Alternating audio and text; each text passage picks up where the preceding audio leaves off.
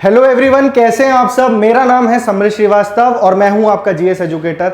लेके आया हूं आपके लिए इस बार सितंबर का पूरा करंट अफेयर्स, यानी कि सितंबर महीने के जितने करंट न्यूज हुई है वो सारी मैं आज के लेक्चर में कवर करूंगा। ये एक लेक्चर आपके लिए काफी होगा। जो भी बच्चे किसी भी कॉम्पिटिटिव एग्जाम की तैयारी कर रहे हैं उनके लिए काफी बेनिफिशियल होने वाला है लेक्चर। इस चैनल पर मैं अभी तक आपसे शॉर्ट्स के माध्यम से जुड़ा था, वो रेगुलर बेसिस पे शॉर्ट्स आ रहे हैं। अगर आपने अभी तक सब्सक्राइब नहीं किया है तो कर लीजिए। काफी इंटरेस्टिंग तरीके से वो शॉर्ट्स आते हैं और काफी लोगों को पसंद भी आ रहे हैं। अब जिन्होंने एग्जाम की प्रिपरेशन करने, ये वैसे ही करंट अफेयर्स उन्होंने जानना है एज अ होल, तो अब रेगुलर बेसिस पे आपको करंट अफेयर्स भी देखने को मिलेगा, मंथली, हाफ ईयरली, उसके अलावा आपको वीकली भी मिल जाएगा यहाँ पे। तो रेगुलर करंट अफेयर्स भी अब यहाँ पे चला करेंगे। तो जो बच्चे इंटरेस्टेड हो बिल्कुल आइए और लेक्चर को, जो बच्चे अभी तक आ गए हैं यहाँ पे, इस लेक्चर को पूरा देखना, तभी आप जज कर पाओगे कि आपको कैसा लगा यहाँ पे। ठीक है, तो बिना टाइम वेस्ट करे शुरू कर रहे हैं। ये वाले करंट अफेयर्स जितने भी आपके डिफेंस एग्जाम्स होते हैं, चाहे सीडीएस ले लो, एफकैट ले लो, सीएपीएफ ले लो और एनडीए ले लो, उसके अलावा एसएससी के जितने एग्जाम्स हो गए या वनडे कोई भी एग्जाम हो गया, उन सबके लिए बेनिफिशियल रहेंगे। सितंबर के सारे इंपॉर्टेंट करंट अफेयर्स ये रहे आपके सामने। हर क्वेश्चन को अच्छे से समझेंगे, उसके बारे में अतिरिक्त इंफॉर्मेशन भी मैं आपको बताता जाऊंगा और एग्जाम में बहुत सारे क्वेश्चन यहां से फंसेंगे। ठीक है जी, चलिए पहला क्वेश्चन पढ़ते हैं। Pragyan rover of the Chandrayaan 3 mission has confirmed the presence of which element on the moon surface. Chandrayaan 3 mission के प्रज्ञान रोवर ने चंद्रमा की सतह पर किस तत्व की उपस्थिति की पुष्टि की है। काफी इंपॉर्टेंट था ये न्यूज में। तो चंद्रयान 3 के बारे में फटाफट से कुछ पॉइंट्स जो कि इंपॉर्टेंट है वो याद रखेंगे आप। सबसे पहली बात, कब ये लॉन्च हुआ था चंद्रयान 3? तो जुलाई 14 को। ठीक है, और लैंड कब हुआ है, यानी मून के साउथ पोल के नजदीक में कब पहुंचा है? तो वो डेट है 23 अगस्त। ठीक है, अब ये डेट से ज्यादा इंपॉर्टेंट है, इसके अंदर देखिए एक था लैंडर। लैंडर का नाम अगर आपसे पूछ ले तो ज्यादातर बच्चों को पता होगा, लैंडर था विक्रम नाम का लैंडर था और प्रज्ञान नाम का रोवर था जिसकी यहां पे बात करी जा रही है। ठीक है, अब प्रज्ञान का काम क्या था? लैंडर से अलग होकर मून पे एक्सप्लोरेशन करना, जो जो उसे चीजें मिल रही हैं उसकी इंफॉर्मेशन पास ऑन करना। तो इसके ऊपर एक बहुत ही इंपॉर्टेंट पेलोड था, उसको हम कहते हैं APXS, यानी कि अल्फा पार्टिकल एक्सरे स्पेक्ट्रोस्कोप। अब इसने क्या करा, इसने वहां पे सल्फर की खोज करी है। किसकी? तो आपके क्वेश्चन का आंसर बन जाएगा भाई सल्फर। ये काफी इंपॉर्टेंट है एग्जाम पॉइंट ऑफ व्यू से, तो ये सारी इंफॉर्मेशन भी आपको याद रखनी है। दूसरी चीज, चंद्रयान 3 का कुल बजट, जैसा कि न्यूज में था कि बहुत सारी हॉलीवुड मूवीज से भी काफी कम बजट रहा इसका, 620 या 615 करोड़ इसका बजट था। और इसी के अंदर हमने चांद पे सॉफ्ट लैंडिंग करने वाला भारत चौथा देश बन गया। इससे रिलेटेड बहुत सारी शॉर्ट्स भी मैंने चैनल पे अपलोड करी थी, काफी पसंद भी किया आप लोगों ने। और चंद्रयान 3 किसका मिशन? इसरो का। इसरो का हेडक्वार्टर कहां है? बेंगलोर के अंदर है। तो ये बातें साथ साथ रिवाइज भी करते रहेंगे। तो इसरो का हेडक्वार्टर बेंगलोर में है। इसरो की स्थापना कब हुई थी? ये सारे अपने आप में एक एक क्वेश्चन बनता पेपर में। 1969 में 15 अगस्त को, 15 अगस्त जिस दिन आजादी का दिन होता है, 15 अगस्त 1969। और अभी इसके चेयरमैन कौन है? एस सोमनाथ। अब एक क्वेश्चन मैं आपसे पूछ रहा हूं, उसका कमेंट सेक्शन में आप जवाब देंगे कि अभी तो एस सोमनाथ है, जब चंद्रयान 2 गया था 2019 में, तो उस वक्त कौन थे चेयरमैन इसरो के? ठीक है, तो ये सारी इंफॉर्मेशन इस क्वेश्चन से इंपॉर्टेंट थी। फटाफट से नेक्स्ट क्वेश्चन पे। Which medal did Neeraj Chopra win in the Zurich Diamond League Championship? अभी एक Zurich Diamond League Championship हुई और उसके अंदर नीरज चोपड़ा को देखिए गोल्डन बॉय कहा जाता है। इस साल उनकी विनिंग स्ट्रीक थी, हर बार जैसे गोल्डन बॉय है हर बार गोल्ड गोल्ड गोल्ड, पर इस वाले टूर्नामेंट में इनका आया है सिल्वर मेडल, जो अपने आप में एक उपलब्धि है। सिल्वर मेडल आया है, इन्होंने थ्रो करी 85.71 मीटर्स की थ्रो थी। और ज्यूरिक कहां पे है? स्विट्जरलैंड में है। ज्यूरिक क्यों इंपॉर्टेंट है, अभी इससे रिलेटेड भी एक चीज आपको बताऊंगा। एक्स्ट्रा जो ज्ञान मिले वो याद रख लेना। 85.71 मीटर की थ्रो, इनको जिन्होंने बीट किया है, जिनका गोल्ड आया, उनका नाम है जाकूब वेडलेच। और ये चेक रिपब्लिक के हैं, चेक रिपब्लिक के ये प्लेयर है जाकूब वेडलेक, और इनको मिला है गोल्ड। ठीक है, और उसके बाद में नीरज चोपड़ा का जो भी एशियन गेम्स रहा है भारत के लिए बहुत सक्सेसफुल रहा है, उसके अंदर नीरज चोपड़ा का फिर से गोल्ड आया है और सिल्वर मेडल भी इंडिया के पास है। उनका नाम था किशोर कुमार जैना। हालांकि एशियन गेम से इस लेक्चर में आगे काफी क्वेश्चंस बनेंगे। सॉरी, हाँ, ज्यूरिक यहाँ पे इंपॉर्टेंट है। ज्यूरिक के अंदर एक इंपॉर्टेंट स्पोर्ट्स ऑर्गेनाइजेशन है, उसका हेडक्वार्टर कई बार पूछ लेता है फीफा। फीफा किसकी है? फुटबॉल की। तो फीफा का हेडक्वार्टर है ज्यूरिक में। और इस क्वेश्चन का आंसर डायमंड लीग चैंपियनशिप। अपने आप में एक एक्सेप्शन हो जाता है क्योंकि हर बार गोल्ड आता है, इस बार सिल्वर जीता है। चलें आगे, next question. Who has been appointed as the first woman chairman and CEO of railway board? पूछ रहा है भैया रेलवे बोर्ड की नई चेयरमैन जो बनी है, ये पहली वुमेन चेयरमैन बनी है। तो पहली वुमेन चेयरमैन कौन बनी है? देखिए रेलवे बोर्ड जो है ना, सबसे एपेक्स कह लीजिए डिसीजन मेकिंग बॉडी होती है रेलवे के अंदर। रेलवे के अंदर सबसे पावरफुल बॉडी होती है रेलवे बोर्ड। और रेलवे बोर्ड के जो इससे पहले जो चेयरमैन थे, उनका नाम भी पूछा जा सकता है कि किसको हटाया इन्होंने। तो उनका नाम था अनिल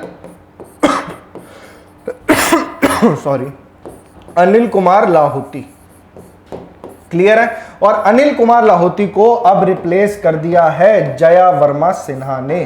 तो आपके क्वेश्चन का आंसर हो जाएगा जया वर्मा सिन्हा। ये रही इनकी इमेज। और रेलवे की अगर बात हो रही है तो साथ में एक बोनस क्वेश्चन आपको मैं हर क्वेश्चन के साथ दूंगा। अभी रेलवे मिनिस्टर कौन है? तो अश्विनी वैष्णव।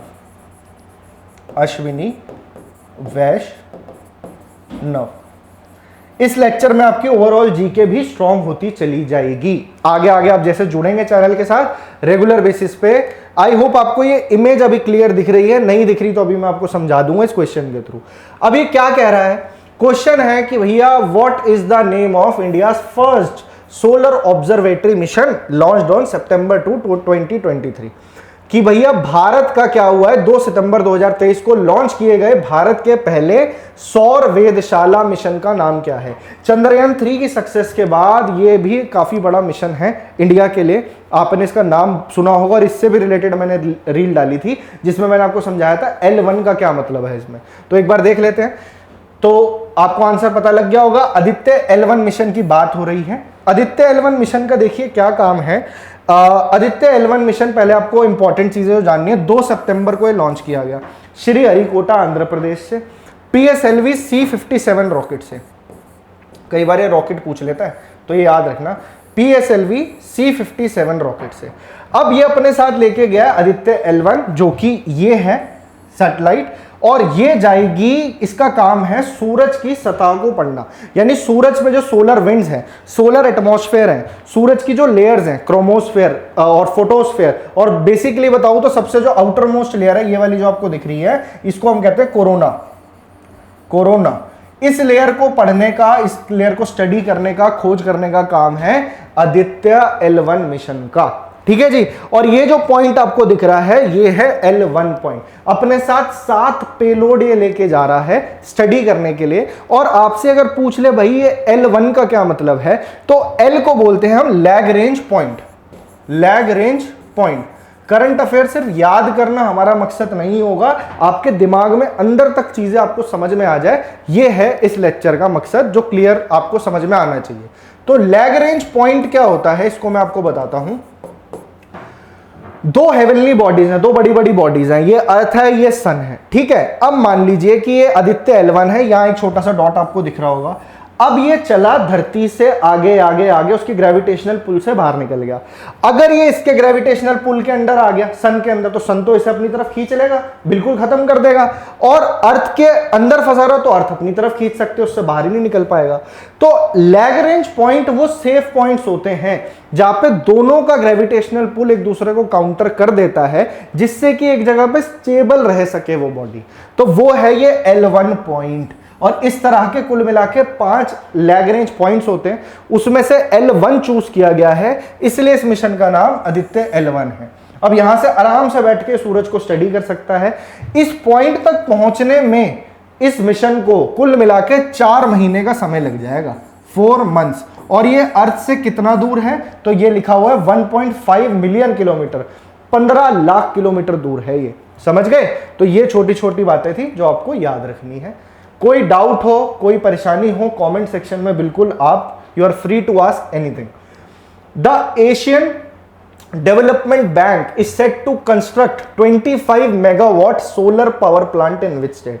एक 25 मेगावाट का सोलर पावर प्लांट लगाया जा रहा है कौन सी स्टेट में, जिसमें कि एशियन डेवलपमेंट बैंक हेल्प कर रहा है? क्या हेल्प कर रहा है ये, पहले तो इस हेल्प को समझते हैं। Asian Development bank 1.2 billion Indian rupees का लोन दे रहा है यहां पे, ठीक है, ताकि ये 25 मेगावाट का सोलर पावर प्लांट सेट किया जा सके। इस पावर प्लांट को कहां पे सेट किया जाएगा? तो आपका जवाब होगा तमिलनाडु में। इससे हेल्प क्या होगी? तो ये सोलर पावर प्लांट जैसे कि इलेक्ट्रिसिटी एनर्जी जनरेट करेगा, कितनी? 50.7 गीगावाट की, 50.7 गीगावाट आवर्स ऑफ इलेक्ट्रिसिटी देगा ये एनुअली। तो बेसिकली इंडस्ट्रियल और कमर्शियल यूजेस के लिए इसको यूज किया जाएगा। बहुत ही बड़ा प्रोजेक्ट है ये, एशियन डेवलपमेंट बैंक इसको फंड कर रहा है।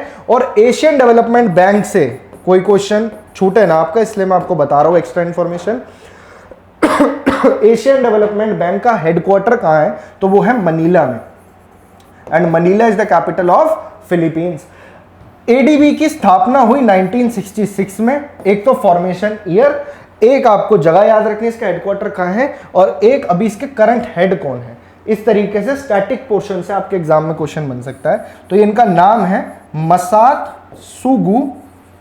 मसात्सुगु असाकावा, ठीक है। तो ये थोड़े कॉम्प्लेक्स नाम है, पर अब पार्ट ऑफ करंट अफेयर्स भी है, स्टैटिक जी के भी है, याद रखना पड़ेगा।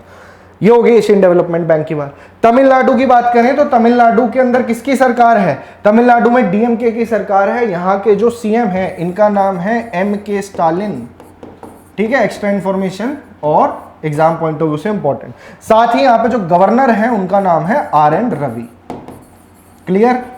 चलें आगे, इसमें और कुछ एक्स्ट्रा है नहीं बताने के लिए। नेक्स्ट क्वेश्चन पे जंप करते हैं। किस राज्य ने गृह लक्ष्मी योजना शुरू की है? आपको इस स्कीम से सुन के लग रहा होगा कि हाँ यार ये वुमेन ओरिएंटेड स्कीम लग रही है, लक्ष्मी वर्ड से, और लक्ष्मी यानी पैसा भी, यानी कि इस स्कीम के अंदर क्या किया जाएगा? 2000 रुपए पर मंथ, काफी भारी भरकम स्कीम है ये। 2000 रुपए पर मंथ उन फैमिलीज को दिए जाएंगे, उन महिलाओं को दिए जाएंगे जहां पे कि अकेली हेड महिलाएं हैं, वहां पे मतलब जो मेन है वो नहीं है। और ऐसी 1 करोड़ वुमेन बेनिफिशियरीज को रजिस्टर करके 1 करोड़, आप कैलकुलेट कर लेना कितना बजट होगा इसका, तो 1 करोड़ महिलाओं की हेल्प करी जाएगी। 2000 रुपए पर मंथ की ये स्कीम है, उनको दिया जाएगा। कर्नाटका की ये बात हो रही है। कर्नाटका में जो सरकार बनी कांग्रेस की, उसके जिस दिन 100 दिन पूरे हुए, उसको सेलिब्रेट करने के लिए इस स्कीम को उन्होंने लॉन्च करा। आपने अगर न्यूज में देखा हो तो उस वक्त स्पीच भी आई थी राहुल गांधी की, जिसमें वो ट्रांसलेटर साथ में कुछ ना कुछ बोल रहे थे। और ये जो 100 दिन पूरे हुए, इस दिन राज्यसभा के जो आपके लीडर ऑफ अपोजिशन है श्री मल्लिकार्जुन खड़गे, वो थे साथ में, राहुल गांधी एमपी थे, और उन्होंने स्कीम लॉन्च करी है। कर्नाटका के अंदर किसकी सरकार है?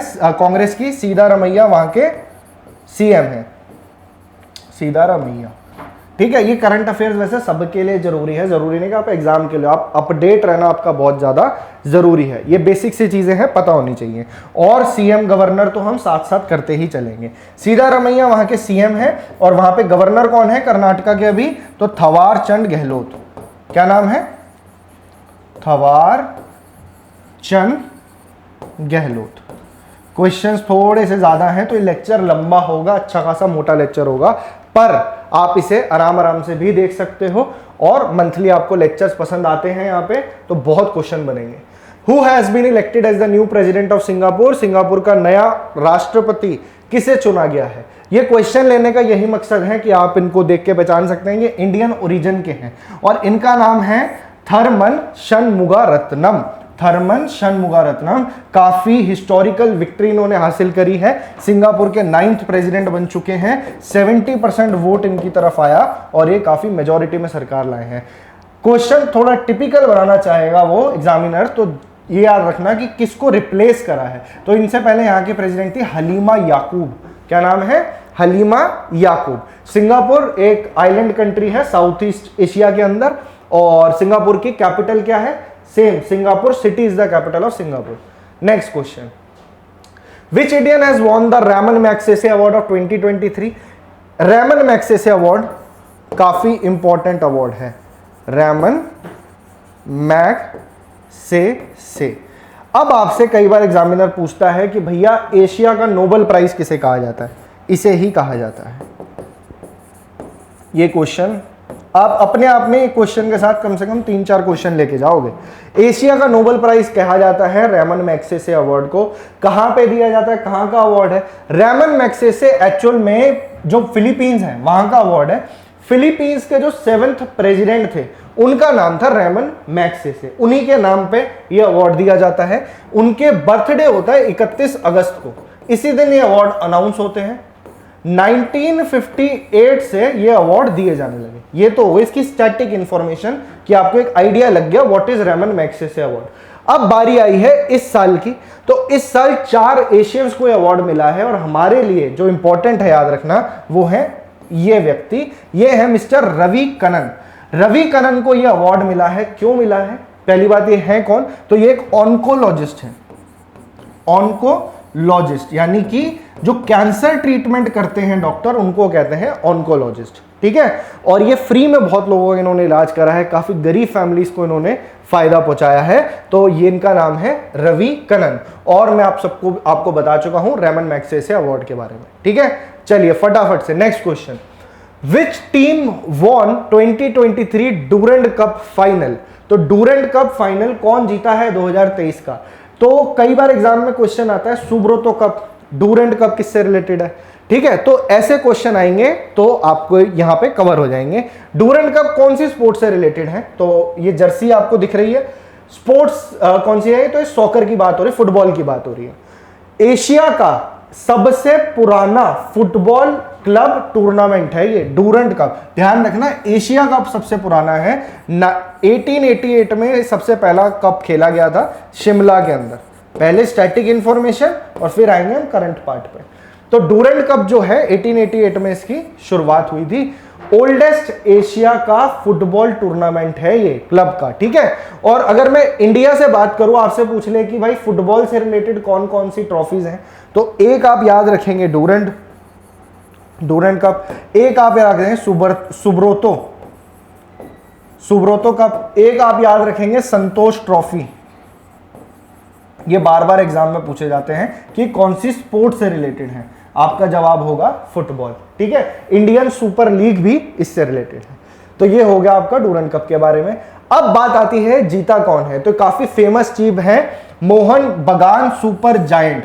मोहन बगान सुपर जायंट ने इस बार हराया है ईस्ट बंगाल एफसी को। तो ये टीम विनर टीम है, 1-0 से ये जीते हैं मैच को, और ये 17वां टाइटल है इनका। अगर आपसे एग्जामिनर और थोड़ा इनडेप्थ जाके पूछे कि भाई सबसे ज्यादा बार डूरेंट कप कौन जीता है, तो जवाब यही है, 17 टाइटल्स अब तक मोहन बगान अपने नाम कर चुका है। Next question, when is teachers day celebrated in India? लड्डू क्वेश्चन है, तो इसको हम फटाफट से खत्म करते हैं। तो टीचर्स डे इंडिया में सेलिब्रेट किया जाता है 5 सितंबर को। सबको पता होगा किसका बर्थ होता है, किसका बर्थ एनिवर्सरी को कमेमोरेट करते हैं, तो डॉक्टर सर्वपल्ली राधाकृष्णन। डॉक्टर सर्वपल्ली राधाकृष्णन ये हमारे देश के पहले वाइस प्रेसिडेंट थे और दूसरे प्रेसिडेंट थे। सबसे पहला भारत रत्न अवार्ड 3 लोगों को मिला था, उनमें से एक ये भी थे। बाकी 2 कौन थे, कमेंट सेक्शन में बताइए। सर्वपल्ली राधाकृष्णन की बर्थ एनिवर्सरी पे हम बनाते हैं टीचर्स डे। पहली बार ये बनाया गया था 1962 में। अब कंफ्यूज नहीं होना है, नेशनल टीचर्स डे ये पढ़ लेना, इंडिया के अंदर लिखा है celebrated in India. World level पे टीचर्स डे कब बनाया जाता है, तो वर्ल्ड हमसे 1 महीना कहीं ना कहीं पीछे है, इस तरीके से याद कर लो। हम 1 महीना आगे हैं, तो जस्ट इसका 1 महीना बढ़ा दो, 5 अक्टूबर को होता है world teachers day. Clear, world teachers day. तो अभी जब अक्टूबर के हम करंट अफेयर करेंगे तो वहां पे मैं आपको बताऊंगा। तो इस बार का थीम क्या रहा, इस बार का थीम जो वर्ल्ड टीचर्स डे का थीम बता रहा हूं, the teachers we need for the education we want. The teachers we need for the education we want is the theme of 2023 world teachers day. ठीक है, नेक्स्ट क्वेश्चन पे चलते हैं। हाँ जी, तो नेक्स्ट क्वेश्चन देख लेते हैं। What is the name of the country's first solar city inaugurated in Madhya Pradesh? Madhya Pradesh में उद्घाटन किए गए देश के पहले सौर शहर का क्या नाम है? काफी इंपॉर्टेंट क्वेश्चन है। तो यहां पे कौन सा शहर, स्टेट तो पता लग गई। यहां पे जो सांची सोलर सिटी यहां पे इनॉग्रेट करी है, किन्होंने, जो वहां के सीएम है शिवराज सिंह चौहान ने। 3 मेगावाट का यहाँ पे सोलर प्लांट एक देख सकते हैं आप फोटो में लगाया गया है, और इसको पूरा सोलर सिटी बना दिया जाएगा। यहाँ पे इलेक्ट्रिक व्हीकल्स को प्रमोट किया जा रहा है। इससे होगा क्या, 70,000 टन, ये मायने रखती है चीज, 70,000 टन कार्बन डाइऑक्साइड एमिशन जो है उस पर रोक लगेगी, रिड्यूस करेगा, और सालाना 7 करोड़ रुपए का बचत होगी जो एनर्जी रिसोर्सेज पे जो की चीजें वेस्ट हो जाती हैं। तो पूरी की पूरी सोलर सिटी बनाई जाएगी। सांची सोलर सिटी का इनॉग्रेशन कर दिया है 2070 तक। ऐसा प्रधानमंत्री मोदी का कहना है कि 2070 तक देश के हर स्टेट में सोलर सिटीज होंगी। और ये है सांची। सांची अपने आप में एक इंपॉर्टेंट शहर है, वर्ल्ड हेरिटेज साइट है ये यूनेस्को के अंडर। तो ये इनॉग्रेट करी है एमपी के सीएम ने। तो मध्य प्रदेश की अगर मैं बात करूं तो एमपी के गवर्नर कौन है, क्वेश्चन पूछा जा सकता है। तो इनका नाम है मंगूभाई सी पटेल, मंगूभाई छगन भाई पटेल। ठीक है जी।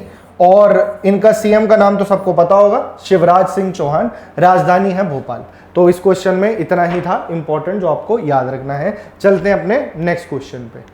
नेक्स्ट क्वेश्चन पे चलिए। What is the name given to India's first AI powered anti drone system? Bharat के पहले AI संचालित एंटी ड्रोन सिस्टम को क्या नाम दिया गया है? काफी इंटरेस्टिंग क्वेश्चन है। तो ये इसकी इमेज है, आई होप आपको दिख रही होगी। तो एंटी ड्रोन सिस्टम क्या होता है, नाम से पता लग रहा है जो ड्रोन अटैक्स होते हैं उससे ये बचाएगा। आर्टिफिशियल इंटेलिजेंस पावर्ड है, पहला इंडिजीनियस एंटी ड्रोन सिस्टम बनाया। ये हैदराबाद की एक रोबोटिक्स फर्म है, ग्रेन रोबोटिक्स नाम है इसका। एग्जैक्टली याद रखने की जरूरत नहीं है, आपको इसका पता होना चाहिए कि इसको कहा क्या जाता है, इसका क्या नाम है जो ये इक्विपमेंट बनाया है। तो ये है इंद्रजाल। क्या है, जाल, पूरी की पूरा जाल बिछा देगा। ये एंटी ड्रोन सिस्टम है। ड्रोन्स को क्या होता है ना कि देखिए जैसे न्यूक्लियर इंस्टॉलेशंस हैं वहां प्रोटेक्शन चाहिए, कोई डिफेंस साइट है वहां पे प्रोटेक्शन चाहिए, दुश्मन का हमला हो रहा है ड्रोन से, तो उसको खत्म करने के लिए ये एंटी ड्रोन सिस्टम बनाया गया है। तो इसका नाम आपको याद रखना है इंद्रजाल। बहुत इंपॉर्टेंट क्वेश्चन है। चलते हैं अपने नेक्स्ट क्वेश्चन पर। हाँ, पहला indigenous AI powered anti drone system. अरे what is the G20 summit? सबको पता है G20 सम्मेलन क्या है। तो G20 से रिलेटेड फटाफट से जो जो पॉइंट्स मैं आपको बता रहा हूं उसको याद रखना है। देखिए, G20 समिट एक ग्रुप है, एक ग्रुप ऑफ कंट्रीज कह लीजिए। अब पहले तो आप ऑप्शंस देखिए, उस हिसाब से बताना। ज्यादातर बच्चे इसमें कंफ्यूज हो सकते हैं, मैंने जानबूझ के ऐसे ऑप्शंस लिए हैं। A meeting of 20 countries to discuss global trade. तो 20 कंट्री G20 आप फटाफट से लगा दोगे, जी नहीं। An annual gathering of leaders from 19 countries and the European Union। 19 countries plus 1 European union. European union के अंदर अपने आप में ही 27 कंट्रीज और आती हैं, 27 इंडिपेंडेंट कंट्रीज। तो आपके क्वेश्चन का आंसर होगा ये। और अब तो इसमें एक और ऐड कर लीजिए, अफ्रीकन यूनियन भी पार्ट बन चुका है G20 का। G20 की प्रेसिडेंसी इस बार इंडिया के हाथ में थी। अभी 30 नवंबर को वाइंड हो जाएगी, फिर ये आगे पास ऑन कर देगा ब्राजील को। इससे पहले इंडोनेशिया के पास थी। काफी बढ़िया ये समिट रहा। और 9 से 10 सितंबर के बीच में क्या था, यहाँ पे जो वर्ल्ड लीडर्स थे उनकी मीटिंग हुई। इस ग्रुप का काम ये है कि ये एक तो जो ग्रुप है सबसे पावरफुल कंट्रीज का है। तो ये जो 2021 अब हो गई हैं, तो ये जो कंट्रीज का जो ग्रुप है ये 85% ग्लोबल ट्रेड हैंडल करता है। 75% तो जीडीपी दुनिया की इनके पास है, और 2/3 पॉपुलेशन इन्हीं कंट्रीज में रिसाइड करती है। तो काफी पावरफुल ग्रुप ऑफ कंट्रीज है ये। तो इनकी मीटिंग इस बार इंडिया में हुई। और इंडिया में कहां पे, भारत मंडपम न्यू दिल्ली। छुट्टियां मिली थी ना 3 दिन की, दिल्ली वालों को पता होगा, खूब एंजॉय किया सबने। तो वो 2 से 3 दिन की छुट्टी जो मिली थी वो इसीलिए मिली थी। तो जगह याद रखना, भारत मंडपम। भारत मंडपम कहां पे, आपका प्रगति मैदान, वहां पे मीटिंग हुई। और काफी सारे एमओयू साइन हुए, जैसे वो India middle east Europe economic corridor है ना, उसके अलावा दिल्ली डिक्लेरेशन 84 पॉइंट्स है उसके अंदर, उससे रिलेटेड भी मैं एक रील लेके आया था, अगर आपको याद हो तो। इस चैनल पे रील्स बहुत बढ़िया बढ़िया आती है, शॉर्ट्स रेगुलर आते हैं, जरूर से देखिएगा, बहुत मजा आएगा, आप लोगों को नई नई चीजें सीखने को मिलेंगी। ठीक है, अब आते हैं इस क्वेश्चन पे। तो हमें आंसर मिल गया एनुअल गैदरिंग ऑफ 19 कंट्रीज। दूसरी चीज क्या याद रखी आपने कि इसमें अब अफ्रीकन यूनियन भी इसका पार्ट बन चुका है, अफ्रीकन यूनियन। ठीक है, इसके अंदर भी बहुत सारी कंट्रीज आगे शायद इससे रिलेटेड क्वेश्चन है, तब मैं आपको बताऊंगा। और इसमें क्या याद रखने वाली बात है कि ये इंपॉर्टेंट कंट्रीज हैं, थीम आपको याद रखना है, हिंदी इसको बोलेंगे वासुदेव कुटुंबकम, वासुदेव कुटुंबकम, यानी कि वन अर्थ वन फ्यूचर, ठीक है, एंड वन नेशन। ठीक है, one earth one future one nation. चलिए, ये हो गया। इसके अलावा और क्या चीज है इसमें याद रखने के लिए? अभी जैसे जैसे चीजें आगे बढ़ेंगी मैं आपको और भी पॉइंट्स इससे रिलेटेड बताता जाऊंगा, बिल्कुल। चलिए, one earth one family one future, इसके अंदर क्या हुआ अभी कि सिर्फ G20 ही नहीं, इंडिया ने न्योता दिया था 9 और कंट्रीज को। ठीक है, वो कौन सी हैं इससे रिलेटेड जस्ट इसका नेक्स्ट क्वेश्चन है, how many countries have been invited as guest countries in G20 summit to be chaired in India. यानी कि वो कंट्रीज तो आई जो इसका पार्ट थी, पर जो नहीं थी उनको भी बुलाया गया। ये कितनी थी? 9 थी, 9 थी। कौन कौन सी? Bangladesh, Egypt, Mauritius, Netherlands, Nigeria, Oman, Singapore, Spain और UAE। इनकी तरफ से इनके रिप्रेजेंटेटिव्स लिखे हुए हैं, जैसे UAE के प्रेसिडेंट आए थे शेख मोहम्मद बिन जयद अल नहयान। ठीक है, तो आपको ये नंबर याद रखना है कि भाई 9 कंट्रीज आई थी, थोड़ा बहुत आइडिया रख लेना, ये आपके सामने है। Next question, which countries central bank governors top the global finance central banker report cards 2023? पहले इस क्वेश्चन को समझिए। क्वेश्चन का कहना यह है कि देखिए, एक ना मैगजीन आती है, US बेस्ड मैगजीन है ये, ग्लोबल फाइनेंस मैगजीन। इसका काम क्या है, इसके अंदर इसने एक रिपोर्ट कार्ड निकाली। रिपोर्ट कार्ड किसकी निकाली कि जो बढ़िया बढ़िया जो मतलब ऑल ओवर जो कंट्रीज हैं, उनके जो सेंट्रल बैंक है उनके गवर्नर की रिपोर्ट कार्ड निकाली कि इनके टाइम के अंदर जो इन्होंने काम करा है, किसने ज्यादा अच्छा काम करा है। सिंपल। तो अब वो पूछ रहा है उसको टॉप किसने करा है। तो ऑब्वियसली आप इनकी फोटो से आप पहचानते होंगे। पहली बात तो इंडिया के हैं, यानी कि जो इंडिया का सेंट्रल बैंक है RBI, उसके गवर्नर है 25th गवर्नर, और ये टॉप 3 में नहीं थे, टॉप 3 में तो थे ही थे, साथ में उस लिस्ट को भी टॉप करा। तो इनको मिले हैं फुल मार्क्स। तो आप रिपोर्ट कार्ड देखते हैं उसमें कैसे आता है, A+ मिलता है ना, A+, B, C ऐसे ग्रेड्स मिलते हैं। तो A+ ग्रेड मिले हैं टॉप 3 कंट्रीज को। कौन कौन?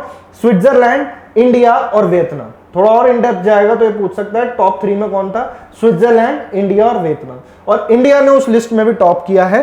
RBI के governor mister Shaktikanta Das, Shaktikanta Das. Inflation control और इकोनॉमिक ग्रोथ के लिए इनको इस रिपोर्ट कार्ड में सबसे ऊपर रखा गया है। अब बात करते हैं RBI की। देखिए, एक्स्ट्रा क्वेश्चन भी लेके जाना है, क्योंकि मैं बार बार दिमाग में यही चीज आपको पढ़ाते हुए मेरे हैं कि आपको कुछ ना कुछ एक्स्ट्रा जरूर बताऊं जो स्टैटिक भी आपका पोर्शन कवर करे। हालांकि ये है करंट अफेयर्स का क्लास, पर आपके स्टैटिक के क्वेश्चन भी बकायदा कवर होंगे यहां से। RBI की स्थापना हुई 1 अप्रैल 1935 में। ठीक है, काफी कॉमन डेट है, पता होगी। RBI का हेडक्वार्टर कहां पे है? तो भाई मुंबई के अंदर इसका हेडक्वार्टर है। अभी इसके करंट हेड हैं शक्तिकांत दास। अगर आपसे पूछ ले सबसे पहले गवर्नर कौन थे, तो बच्चे भाग के लगाते हैं बिना क्वेश्चन को पढ़े, किसका नाम? CD देशमुख जी नहीं। पहले गवर्नर एक अंग्रेज थे, sir Osborne Smith, sir Osborne Smith. अब अगर इंडियन की बात करें तो पहले कौन थे? फर्स्ट इंडियन थे आपके CD देशमुख, CD देशमुख। तो ये हो गई इसकी स्टैटिक रिलेटेड जानकारी। क्लियर है? चले नेक्स्ट क्वेश्चन पे। तो ये एक मैगजीन थी, इसने रिपोर्ट कार्ड दी और आंसर ये है। International literacy day is observed on which day? अंतरराष्ट्रीय साक्षरता दिवस किस दिन मनाया जाता है? तो इंटरनेशनल लिटरेसी डे कौन सी ऑर्गेनाइजेशन सपोर्ट करती है इसको? कौन इसकी अंडरटेक है? तो वो है यूनेस्को। सबसे पहले तो ये याद रखेंगे, यूनेस्को की full form United Nation Education Scientific and Scientific and Cultural Organization. UNESCO अब यहां पे आ गया है, तो इससे रिलेटेड एक दो बातें। यूनेस्को की स्थापना 1945 में हुई। यूनेस्को का हेडक्वार्टर है पेरिस में। यूनेस्को के करंट हेड है ऑड्रे अजोले। ये अपने आप में एक एक क्वेश्चन मान के चलिए। तो ये तो बात हो गई यूनेस्को की। यूनेस्को बनाता है अंतरराष्ट्रीय साक्षरता दिवस, और इंडिया में इसके लिए प्रॉपर एक वीक डेडिकेट किया गया 1 सितंबर से लेके 8 सितंबर तक, ताकि लिटरेसी पे जोर डाला जा सके, इसके लिए अवेयरनेस फैलाई जा सके। और जो दिन बनाया जाता है, ऑप्शन में पता लग गया होगा सितंबर के आप करंट अफेयर कर रहे हो, तो सितंबर 8 इंपॉर्टेंट है इसलिए बताया है। दूसरी चीज इसमें क्या इंपॉर्टेंट है, इस बार का थीम। तो थीम डेज से रिलेटेड जरूर पूछा जाता है। Promoting literacy for a world in transition, building the foundation for sustainable and peaceful societies. तो कुछ कीवर्ड्स याद रख लो, प्रमोटिंग लिटरेसी, ठीक है, प्रमोटिंग लिटरेसी दिमाग में आए तो आपको 4 ऑप्शन में से दिख जाएगा। Foundation for sustainable and peaceful society, sustainable और पीसफुल सोसाइटी की बात करी जा रही है। एक दो बार देखोगे चीजें अपने आप में समझ में आएंगी, ठीक है। Where is the 20th ASEAN India summit being organised.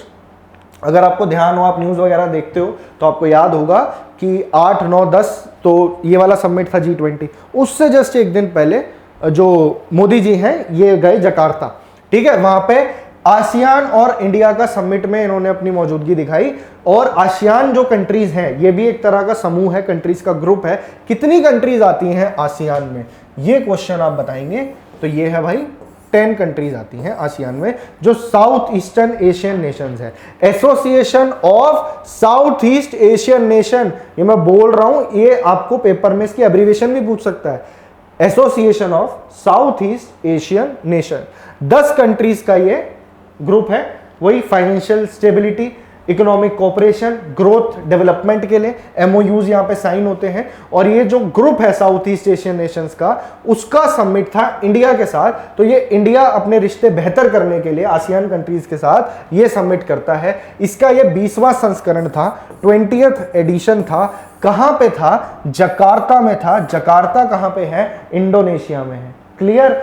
ASEAN की अगर मैं बात करूं तो आसियान की स्थापना हुई, ये मैंने गलत लिख दिया, आसियान की स्थापना कहां हुई है भाई, तो ये हुई है 19, पहले ईयर बताता हूं आपको, 1965 में, ठीक है। तो ये तो हो गया आसियान की बात। अब आसियान का फुल फॉर्म मैंने आपको बता दिया। आसियान का हेडक्वार्टर कहां है, तो सेम जकार्ता इंडोनेशिया में है। और इसके जो अभी करंट हेड हैं, इनका नाम है काओ किम हॉर्न। काओ किम हॉर्न, ये भी इंपॉर्टेंट है एग्जाम पॉइंट ऑफ व्यू से। कौन कौन सी 10 कंट्रीज हैं आसियान में, ये हैं वो 10 कंट्रीज। एग्जाम में टिपिकल क्वेश्चन बनेगा तो पूछ लेगा इनमें से कौन सी कंट्री आसियान कंट्री नहीं है। पढ़ लीजिए, ब्रूनी, मलेशिया, सारी साउथ ईस्ट एशियन नेशंस है। Bruny, Malaysia, Singapore, Thailand, Cambodia, Indonesia, Vietnam, Philippines, Myanmar and Laos, ठीक है। तो ये आपको ध्यान रखनी है। 1, 2, 3, 4, 5, 6, 7, 8, 9, 10। बेशक स्क्रीनशॉट ले लो, एक बार गो थ्रू कर लेना, एग्जाम में बता दोगे। थीम मैंने अभी आपको बताया था, G20 समिट का थीम पूछ रहा है, 1 अर्थ, 1 फैमिली, 1 फ्यूचर, वासुदेव कुटुंबकम। ये पूरा का पूरा थीम रहा। फिर से बता रहा हूं, भारत मंडपम नई दिल्ली, ये याद रखना। कौन सी नई कंट्री ऐड हुई है, अफ्रीकन यूनियन ऐड हुई है, दिल्ली डिक्लेरेशन साइन हुआ है, और ये सारी इंपॉर्टेंट बातें याद रखनी है आपको। क्लियर है। 9 कंट्रीज को गेस्ट की तरह भी बुलाया गया। चले चलते हैं नेक्स्ट क्वेश्चन पे। चलिए क्वेश्चन पढ़िए एक बार। Who has become the fastest batsman to score 2000 runs in ODI one day international cricket. एक दिवसीय क्रिकेट के अंदर सबसे पहला बैट्समैन, मतलब सबसे तेज 2000 रन बनाने वाला बैट्समैन कौन बना है, तो ये पाकिस्तान का स्टार प्लेयर है Babar Azam.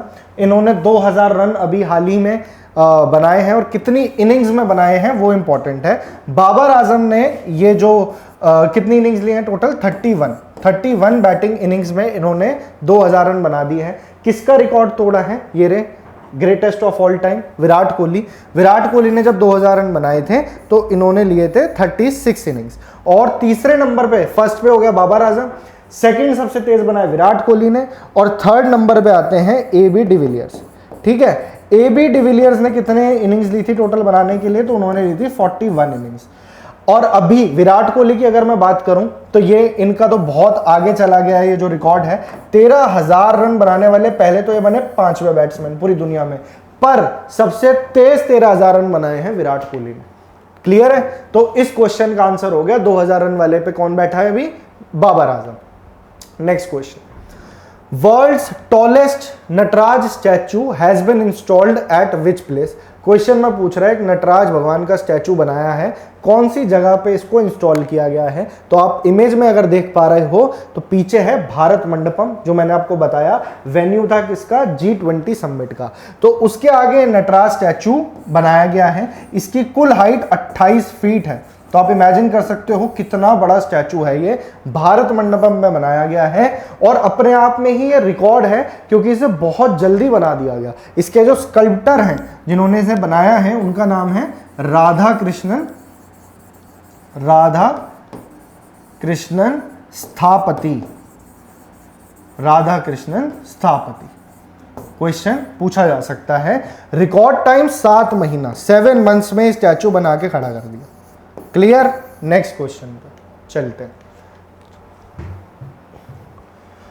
Which country is hosting the exercise Bright Star 2023? Exercise bright star 23 की मेजबानी कौन सा देश कर रहा है? तो ये इमेज है एक्सरसाइज ब्राइट स्टार पे जाते हुए INS सुमेधा की।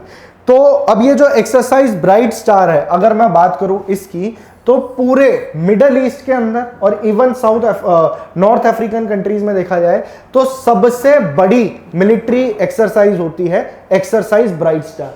इसमें ध्यान रखने वाली बात यह है कि 34 कंट्रीज की जो मिलिट्री है इसमें हिस्सा लेती हैं, भारत भी उसमें से एक है। और ट्राई सर्विस एक्सरसाइज है, यानी नेवी, एयरफोर्स और आर्मी तीनों मिलकर इसमें हिस्सा लेती हैं। तो इजिप्ट में हुई है इस बार होस्टिंग, कौन थी कंट्री, इजिप्ट। और इजिप्ट जाते हुए ये है, आपसे पूछ ले कौन सा नेवल शिप गया है, तो INS सुमेधा। ये क्वेश्चन भी एग्जाम में पूछा जा सकता है। इजिप्ट की बात करें तो इजिप्ट की कैपिटल क्या है, इजिप्ट की कैपिटल है कायरो। क्लियर? चलें नेक्स्ट क्वेश्चन देखते हैं। The Indian army's new headquarter Thal Sena Bhawan is to come up in which state. देखिए, इंडियन आर्मी का नया हेडक्वार्टर बनाया जा रहा है। अब ये जितनी भी सेंट्रल ऑर्गेनाइजेशन होते हैं डिफेंस, उसमें सबसे इंपॉर्टेंट है, तो उसका हेडक्वार्टर कहां होगा, नई दिल्ली में। ऑब्वियस सी बात है कि नई दिल्ली में बनाया जा रहा है। अब बात है कि इसकी जरूरत क्यों पड़ी। देखिए, हमारी जो सेना है ना वो बहुत बड़ी है और उसके बहुत सारे, आप कह सकते हैं कि बहुत सारे विंग्स हैं। अब पूरी दिल्ली में ये कुल मिला के 7 से 8 पॉकेट में बटी हुई है। अभी अगर आप अभी की सिचुएशन देखें तो कोई इसका कोई आरकेपुरम में है, तो कुछ इसका पार्ट आपका मिल जाए कैंटोनमेंट में, सेना भवन है, फिर आपका साउथ ब्लॉक में कुछ काम वहां पे होता है। तो इस तरीके से अलग अलग जगह पे होता है। तो उसको सबको, पूरी आर्मी के एडमिनिस्ट्रेशन को एक जगह पे लाने के लिए जनवरी 2023 में इसकी कंस्ट्रक्शन शुरू कर दी है। 2-1 साल के अंदर ये बनके तैयार हो जाएगी और बड़ी ही बेहतरीन सी बिल्डिंग है ये। इसके अंदर 5600 लोगों को अकोमोडेट किया जा सकता है। 5600 लोग यानी यहाँ पे बैठ के काम कर सकते हैं। बनेगी नई दिल्ली के अंदर, बेहतरीन ये थल सेना भवन है। अब थल सेना की बात हो रही है तो मैं इंडियन आर्मी से आपको 1-2 बातें स्टैटिक जीके की इंपॉर्टेंट हेड्स की बात करें तो अभी चीफ ऑफ आर्मी स्टाफ कौन है? चीफ ऑफ आर्मी स्टाफ है जनरल मनोज पांडे। जनरल मनोज पांडे, कोई शॉर्ट फॉर्म नहीं लिखेंगे, पूरा नाम लिखेंगे इनका, ठीक है। Chief of army staff. अब मैं बात करूं चीफ ऑफ डिफेंस स्टाफ की, ठीक है, CDS की। तो अभी CDS कौन है? तो इनका नाम है जनरल अनिल चौहान। जनरल अनिल चौहान। तो ये स्टैटिक का पार्ट हो गया, याद रखना। थल सेना भवन वेरी इंपॉर्टेंट, बस इसको दिमाग में रखना।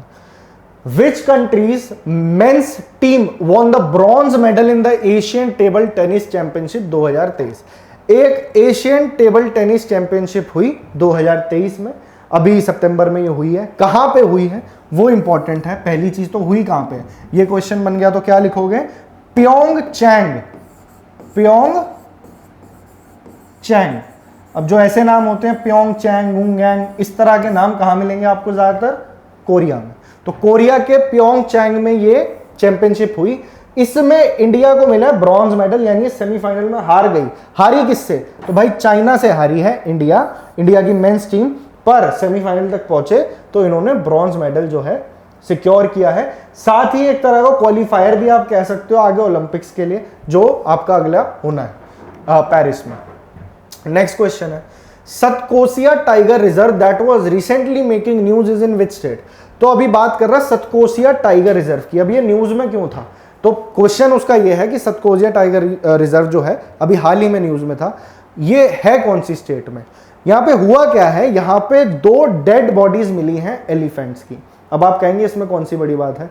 वो नेचुरल डेथ नहीं थी, वो 2 एलिफेंट्स को पोचर्स द्वारा मारा गया था इलेक्ट्रोक्यूट करके, इलेक्ट्रिक शॉक से, ठीक है ना। तो पोचिंग जो होती है एलिफेंट्स की, तस्करी करी जाती है फिर उनके दांत की आप कह लीजिए, तो उनका काम था, जैसे वीरप्पन करता था ना, तो उस तरह का कुछ। तो सतकोसिया टाइगर रिजर्व में ये इंसिडेंट हुआ है और ये पूछा जा रहा है कौन सी स्टेट में है। सबसे पहले हम देखते हैं टाइगर रिजर्व के बारे में। देखिए टाइगर रिजर्व अगर आपसे पूछ ले अभी फिलहाल इंडिया में कितने टाइगर रिजर्व हैं, आपका जवाब होना चाहिए 54। अभी as of today I am talking about September 2023, ठीक है। तो 54 टाइगर रिजर्व अभी हैं इंडिया में। अभी हाल ही में टाइगर सेंसस आया और 2022 में, हर 4 साल में टाइगर का जो है सेंसस लिया जाता है, तो उस हिसाब से इंडिया में सबसे ज्यादा टाइगर्स हैं, यानी 3167 पूरी फौज है टाइगर्स की। इंडिया में टोटल देखिए पूरी दुनिया में हर कंट्री में टाइगर नहीं मिलता, मात्र 13 ऐसी कंट्रीज हैं जिन्हें टाइगर रेंज कंट्रीज कहा जाता है, वहां पे टाइगर पाया जाता है। उसमें से इंडिया नंबर 1 पे है और दुनिया के 70% टाइगर आपको इंडिया में मिलेंगे। टाइगर रिजर्व बनाया जाता है, जो इंडिया का प्रोजेक्ट टाइगर था। प्रोजेक्ट टाइगर आपसे पूछ सकता है, प्रोजेक्ट टाइगर कब शुरू हुआ था? 1973 में। तो इसके अंतर्गत कि भैया अगर कोई नेशनल पार्क है, कोई वाइल्ड लाइफ सेंचुरी है, वहां पे टाइगर की जनसंख्या ज्यादा है, तो उनका संरक्षण करने के लिए उसे टाइगर रिजर्व का स्टेटस दे देंगे, ठीक है।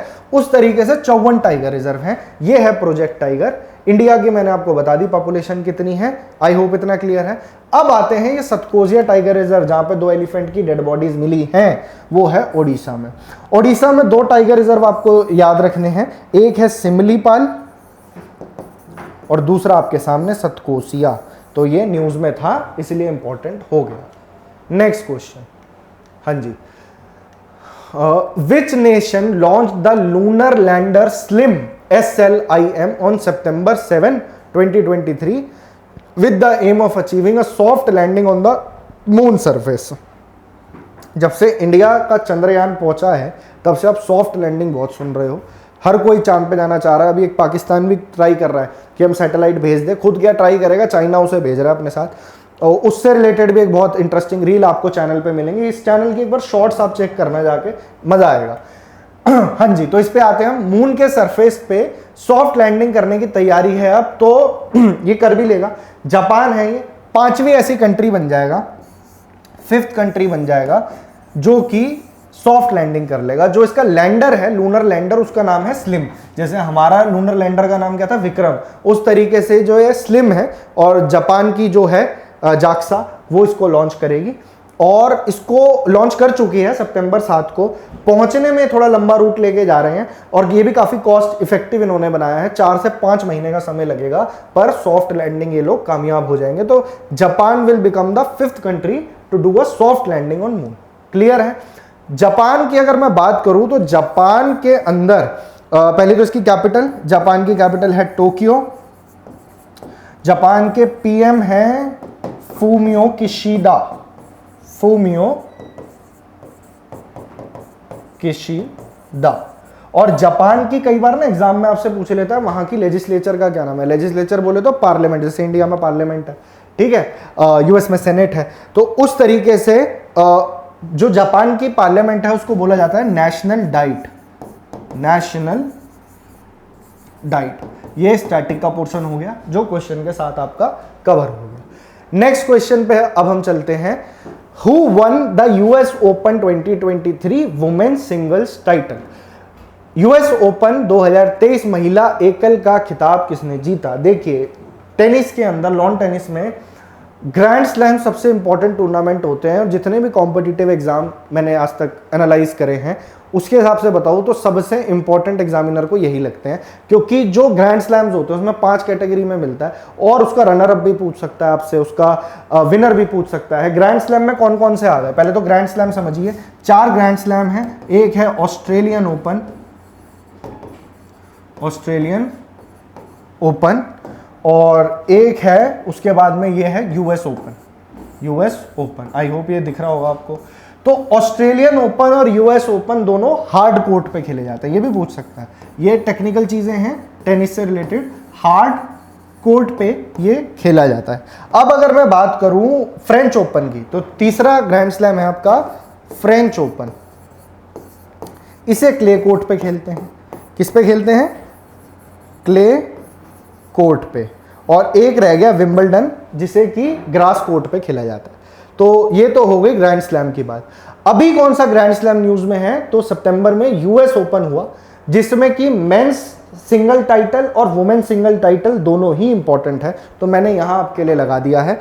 मेन सिंगल्स के अंदर विनर है नोवाक जोकोविक, बहुत ही नोन प्लेयर हैं ये नोवाक जोकोविक। कई बार इनकी कंट्री पूछ लेता है, तो सर्बिया से ये बिलोंग करते हैं। कहां से? सर्बिया से। और ये इनका 24th ग्रैंड स्लैम टाइटल रहा, रिकॉर्ड इनके नाम है। नोवाक जोकोविक यूएस ओपन इन्होंने जीता। किसको हराया? रनर अप भी याद रखना, रशिया का प्लेयर था डेनिल मेडवेडेव। वुमेन सिंगल की अगर मैं बात करूं तो जीती हैं कोको गॉफ, ये यूएसए की प्लेयर है। आंसर हो गया कोको गॉफ। और इन्होंने किसको हराया? आरियाना सबलेंका को, बेलारूस की। ठीक है, चलिए। Which city is the host of Bharat drone Shakti 2023? तो ये भारत ड्रोन शक्ति एक इवेंट हुआ है और जो हमारे डिफेंस मिनिस्टर हैं राजनाथ सिंह। कौन है डिफेंस मिनिस्टर? राजनाथ सिंह, ये तो सबको पता है। इन्होंने इनॉग्रेट किया है ये प्रोग्राम। 25 सितंबर और 26 सितंबर को ये हुआ था। कहां पे हुआ था ये पूछ रहा है। अब पहले आपको ये समझना है कि ये जो भारत ड्रोन शक्ति प्रोग्राम है, इसको होस्ट किन 2 ऑर्गेनाइजेशंस ने करा? तो एक तो है इंडियन एयरफोर्स, ठीक है, और साथ में है ड्रोन फेडरेशन ऑफ इंडिया। ये 2 ऑर्गेनाइजेशंस के नाम आपसे बिल्कुल पूछ सकता है। दूसरी बात कि इसका मोटिव क्या था? तो इसका मोटिव ये था, जो इंडिया की ड्रोन कैपेबिलिटीज हैं, जो इतना बढ़िया ड्रोन सिस्टम है, उसको दर्शाने के लिए ये इवेंट था। और ये हुआ है गाजियाबाद का जो हिंडन एयरबेस है। कहां पे हुआ है? हिंडन एयरबेस, वहां पे ये हुआ है। क्लियर है? चलें नेक्स्ट क्वेश्चन देखते हैं। हु इज को-होस्टिंग, देखिए आ गया वही question, who is co-hosting the Bharat drone Shakti 2023 event with drone federation of India? पूछ रहा है भारत ड्रोन शक्ति जो इवेंट हुआ है, एक तो ड्रोन फेडरेशन ऑफ इंडिया ने होस्ट किया है, दूसरा कौन है? तो दूसरे हैं इंडियन एयरफोर्स। क्या है? Indian air force. तो जब इंडियन आर्मी का मैं थल सेना भवन बता रहा था, तो एक्स्ट्रा मैंने आपको क्या बताया था? Chief of army staff. तो यहां पे आप याद रखेंगे चीफ ऑफ एयर स्टाफ। तो चीफ ऑफ एयर स्टाफ कौन है? तो वो है air chief marshal Vivek Ram Chaudhari. Clear? Vivek Ram Chaudhari, इन्होंने भी ये इवेंट अटेंड किया था। Air chief marshal Vivek Ram Chaudhari. चलिए, which association has been inducted as a permanent member during the new Delhi G20 summit? तो सारे इंपॉर्टेंट पॉइंट्स मैंने आपको बताए थे G20 के बारे में कि भैया G20 जो है नई दिल्ली में भारत मंडपम में हुआ है। G20 का मतलब है 19 countries plus European union, which itself comprises of 27 other countries. European union के अंदर 27 कंट्रीज आती हैं, उसके साथ में एक और नया यूनियन ऐड हो गया है, तो अब आप इसे G21 भी कह सकते हो। और इस बार इंडिया के अंदर ये हुआ, तो ये है अफ्रीकन यूनियन। पूरे अफ्रीकन यूनियन में कुल मिला के 55 कंट्रीज आती हैं। तो अब ये जो G20 है ये और पावरफुल हो गया है। ऑलरेडी 85% दुनिया का ट्रेड G20 कंट्रीज के पास होता है। तो ये फाइनेंशियल स्टेबिलिटी, इकोनॉमिक कोऑपरेशन, इसके ऊपर ये समिट होस्ट होता है हर साल। तो अब इसके अंदर अफ्रीकन यूनियन भी आ चुका है, ये इंपॉर्टेंट है याद रखना। और अफ्रीकन यूनियन के जो प्रेसिडेंट हैं इनका नाम आप याद रखेंगे, इनका नाम है अजाली असोमानी। अजाली स्पेलिंग में देख रहा हूं, अजाली असोमानी। आई होप ये आपको दिख रहा होगा। क्वेश्चन कहीं से भी घूम के आ जाए, आई होप आपको चीजें समझ में आ रही हैं, क्योंकि हर करंट अफेयर पे हम क्या कर रहे हैं, मैं आपको पहले कोशिश कर रहा हूं कि आपको सवाल समझ में आए और फिर धीरे धीरे सारी चीजें आपके दिमाग में बैठती चली जाए। कोई भी डाउट हो आप बिल्कुल कमेंट सेक्शन में मुझसे पूछ सकते हैं और आप अपना फीडबैक भी बिल्कुल दीजिएगा। साथ ही अगर आप वीकली करंट अफेयर भी पढ़ना चाहते हैं, जो मेरा प्लान है आगे आपके लिए वीकली भी लाऊं, मंथली भी आएगा और हाफ ईयरली भी आपको देखने को मिलेगा यहाँ पे, और स्टैटिक जीके भी साथ साथ आपका स्ट्रांग होता चला जाएगा। चलिए, To which country has India handed over the presidency of G20 during the New Delhi G20 summit? नई दिल्ली G20 शिखर सम्मेलन के दौरान भारत ने किस देश को G20 की अध्यक्षता सौंपी है? 3 साल का तो देखो फिक्स होता है G20 की, पहले कौन था, अभी कौन है, प्रेजेंट में कौन है, आगे फ्यूचर में कौन रहेगा।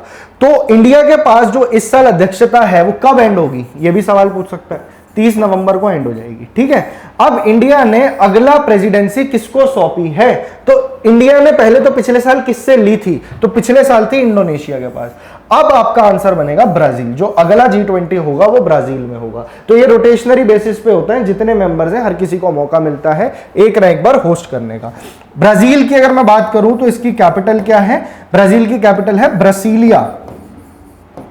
ब्रासिलिया। साथ ही इनके प्रेसिडेंट का नाम आप याद रखना। प्रेसिडेंट का क्या नाम है? प्रेसिडेंट का नाम है लूला दा सिल्वा। लूला दा सिल्वा, ठीक है। तो ये आपको ध्यान रखना है। ये हो गई ब्राजील की बात। Clear? Next question. Novak Djokovic who won the US Open 2023 men single title is a player from which country? ये तो हम पढ़ चुके हैं, पिछले अभी क्वेश्चन आया था। तो जैसा कि मैंने बताया 4 ग्रैंड स्लैम, उसमें से एक होता है यूएस ओपन। यूएस ओपन में फीमेल जो मैंने आपको कोको गॉफ बताई थी वो वुमेन में जीती थी, और मेंस में जीते हैं ये बहुत ही बेहतरीन प्लेयर है नोवाक जोकोविक, ठीक है जी। और इनका ये कुल मिला के 24th ग्रैंड स्लैम टाइटल इन्होंने जीता है। मैं ग्रैंड स्लैम की बात कर रहा हूं। अगर मैं पर्टिकुलरली यूएस ओपन की बात करूं तो यूएस ओपन इन्होंने चौथा जीता है, 4th यूएस ओपन इन्होंने जीता है। सवाल है कि ये कौन सी कंट्री से बिलोंग करते हैं, तो आपका जवाब होगा सर्बिया, ठीक है जी। चलिए next question. NASA's MOXIE successfully generated oxygen on which planet? ये बड़ा इंटरेस्टिंग क्वेश्चन है। तो किसी प्लैनेट पे ऑक्सीजन बनाई गई है और ये काम करा है नासा ने, यूएस की स्पेस एजेंसी। अब इनका एक इक्विपमेंट है, ये आपको फोटो में दिख रहा होगा, इसको हम कहते हैं MOXIE। क्या बोलते हैं? MOXIE। MOXIE की फुल फॉर्म बोले तो अगर थोड़ा टिपिकल क्वेश्चन बनाएगा तो ऐसे पूछ सकता है, इसकी फुल फॉर्म बताओ। Mars oxygen in situ resource utilisation experiment. ये फुल फॉर्म हो गई MOXIE की, Mars oxygen in situ resource utilisation experiment. तो इसने एक प्लैनेट पे ऑक्सीजन बनाई है। तो ये कौन सा प्लैनेट है? देखिए, मार्स के ऊपर ना नासा का एक रोवर है जिसको हम बोलते हैं परसीवेरेंस। इसके अंदर एक इक्विपमेंट है MOXIE, जिसने कि मार्स पे ऑक्सीजन बनाई है। कितनी ऑक्सीजन बनाई है? 122 ग्राम। तो ये अपने आप में एक बड़ी लीप फॉरवर्ड है कि भाई मार्स एक्सप्लोरेशन में एक बहुत बड़ी उपलब्धि हासिल हुई है। कल को जो एक मिशन लेके चल रहे हैं मार्स पे जाना आना कर पाएंगे, तो उसके अंदर एक काफी इंपॉर्टेंट ये चीज हुई है। तो 122 ग्राम ऑक्सीजन बनाई गई और ये इतनी इनफ है कि एक छोटे से पप्पी को 10 घंटे तक सरवाइव किया जा सके इतनी ऑक्सीजन के अंदर। तो इतनी ऑक्सीजन इस इक्विपमेंट ने बनाई है। ध्यान रखिएगा, MOXIE की फुल फॉर्म कौन सी कंट्री? तो नासा की स्पेस एजेंसी। कौन सा प्लैनेट? मार्स का रोवर परसीवेरेंस। सारी चीजें कवर। नेक्स्ट क्वेश्चन में चलते हैं। India middle east Europe economic corridor was formed along the sidelines of which summit. तो ये अभी मैंने आपको बताया था G20 समिट पे कई सारे एमओयू साइन हुए, उसमें सबसे इंपॉर्टेंट जो है वो ये है, ये इंडिया के लिए बहुत इंपॉर्टेंट इनिशिएटिव है। इसको एक एक स्टेप में समझते हैं। पहली चीज, ये क्या करेगा, इसका मकसद क्या है, इंडिया मिडल ईस्ट यूरोप, यानी इंडिया को ये मिडल ईस्ट से जोड़ेगा, मिडल ईस्ट को यूरोप से जोड़ेगा। कैसे जोड़ेगा? रेलवे लाइंस के थ्रू, सी लेन्स के थ्रू। और इससे फायदा क्या होगा? इससे देखिए ग्लोबल जो ट्रेड है, ट्रेड में फायदा होगा। दूसरा, जो एनर्जी रिसोर्सेज को ट्रांसपोर्ट करना है उसमें फायदा होगा। डिजिटल कनेक्टिविटी को ये बढ़ाएगा। तो ये एक तरह से जो चाइना का बेल्ट एंड रोड इनिशिएटिव है उसका बहुत बेहतरीन काउंटर है ये India middle east Europe economic corridor. तो ये G20 समिट के अंदर फाइनलाइज हुआ है, इसको लेकर के एमओयू साइन हुआ है। और कौन कौन सी कंट्रीज ने एमओयू साइन किया है, दैट इज इंपॉर्टेंट। उन कंट्रीज का नाम है इंडिया, ऑब्वियसली, यूएसए, ठीक है जी। उसके बाद में आप आ जाइए मिडल ईस्ट पे, तो इसमें आप याद रखेंगे यूएई, उसके बाद में सऊदी, उसके बाद में Germany, Italy, France and European union.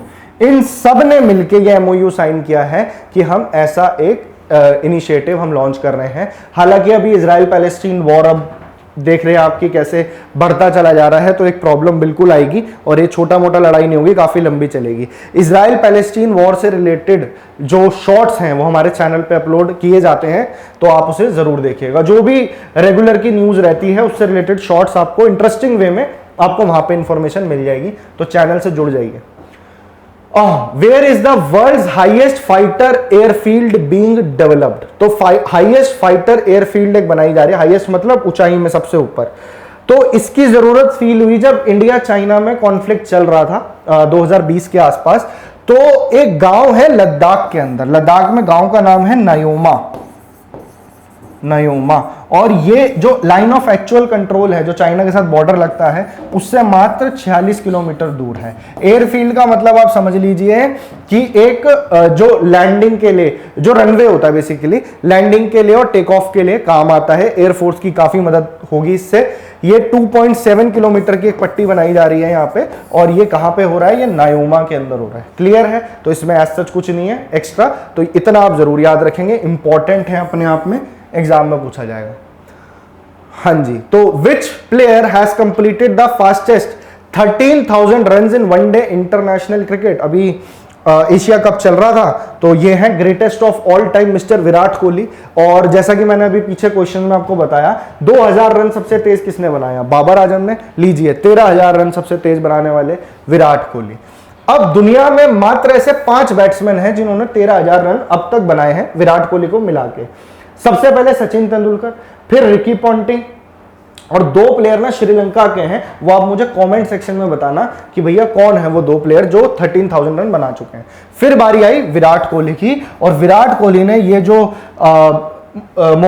ये इन्होंने करा है, ये मात्र इन्होंने 267 इनिंग्स में करा है, जो अपने आप में एक बहुत बड़ा रिकॉर्ड है, अनबीटेबल आप कह सकते हो। तो 13,000 रन इन्होंने बना दिए हैं। साथ ही इस मैच में इन्होंने 47th ODI सेंचुरी भी इन्होंने अपनी बनाई। तो अब सचिन के रिकॉर्ड से मात्र 2 सेंचुरी दूर रह गए हैं, तो वो रिकॉर्ड भी अब इनसे ज्यादा दूर नहीं रहा है। क्लियर है? चलिए नेक्स्ट क्वेश्चन देखते हैं। Varuna is the bilateral exercise between the navies of which 2 countries? Varuna किन देशों की नौसेनाओं के बीच द्विपक्षीय अभ्यास है? देखिए, वरुण एक बायलैटरल कौन सी एक्सरसाइज है? तो नेवी एक्सरसाइज है। इस तरीके से भी क्वेश्चन आ सकता है। और ये नेवी एक्सरसाइज किन 2 नेवीज के बीच में होता है? तो ये है इंडिया एंड फ्रांस। और ये आज की एक्सरसाइज नहीं है, बहुत पहले से चल रही है। कब से? 1993 से। और इस एक्सरसाइज को हम कहते हैं वरुणा। इसका एक फेज ऑलरेडी इस साल हो चुका था। ये इसका सेकेंड फेज था जो कि अरेबियन सी के अंदर हुआ है। ये भी आपको जगह याद रखनी है, अरेबियन सी। और ये इसका 21st एडिशन था, 21st एडिशन। तो ये छोटे मोटे फैक्ट्स में भी घुमा के आपसे एग्जामिनर क्वेश्चन पूछ सकता है। चलिए, who has been appointed by the Ministry of External Affairs as the next High Commissioner of India to Australia? तो मिनिस्ट्री ऑफ एक्सटर्नल अफेयर्स का नाम आ रहा है। तो अभी मिनिस्टर ऑफ एक्सटर्नल अफेयर्स कौन है? काफी फेमस पर्सनालिटी है, मिस्टर एस जयशंकर, ठीक है, सोशल मीडिया पे भी काफी लोग इनको पसंद करते हैं, एस जयशंकर। अब बात करते हैं इस क्वेश्चन की। तो मिनिस्ट्री ऑफ एक्सटर्नल अफेयर्स ने क्या करा है, high commissioner of India to Australia. अब ये हाई कमीशन में और एम्बेसी में क्या फर्क होता है आपको मालूम है? देखिए, जो कॉमनवेल्थ नेशंस हैं, कितने कॉमनवेल्थ नेशंस हैं कुल मिला के? 56। तो जो कॉमनवेल्थ नेशन के जो फॉरेन मिशंस होते हैं उनको देखने के लिए आपस में हाई कमीशन सेटअप करी जाती है। उनके जो हेड होते हैं उनको हाई कमिश्नर कहते हैं। जो कॉमनवेल्थ नेशन से अलग है तो उनकी आपको एम्बेसीज देखने को मिलेगी जिनका हेड कौन होता है? एम्बेसडर। अब आपको ये कंफ्यूजन दूर हो गया होगा, ठीक है। तो अब बात हो रही है high commissioner of India, India का हाई कमिश्नर ऑस्ट्रेलिया में किसको भेजा गया है? तो ये हैं गोपाल बागले, एक बहुत ही सीनियर डिप्लोमेट है। इन्होंने रिप्लेस किसको करा है? तो मनप्रीत वोहरा को, मनप्रीत वोहरा को। अब आ गए हैं गोपाल बागले, ये रही इनकी इमेज, गोपाल बागले। अभी अगर आपसे पूछ ले इससे पहले ऑस्ट्रेलिया से पहले किस में सर्व कर रहे थे एज अ हाई कमिश्नर, तो he was the high commissioner of India in Sri Lanka. तो अभी ये श्रीलंका में, ठीक है। अब वहां से अब ये will go to Australia. Clear? चलिए नेक्स्ट क्वेश्चन देखते हैं।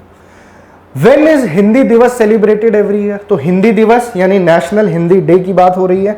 और इसमें भी जैसे टीचर्स डे होता है, नेशनल टीचर्स डे और एक वर्ल्ड लेवल पे, तो नेशनल की बात हो रही है क्योंकि हिंदी दिवस है, ये 14 सितंबर को मनाया जाता है।